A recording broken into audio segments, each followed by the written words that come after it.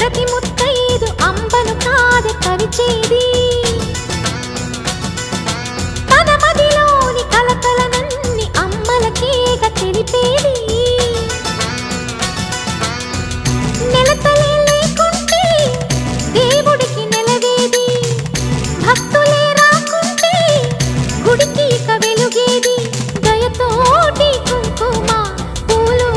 అక్షింతలు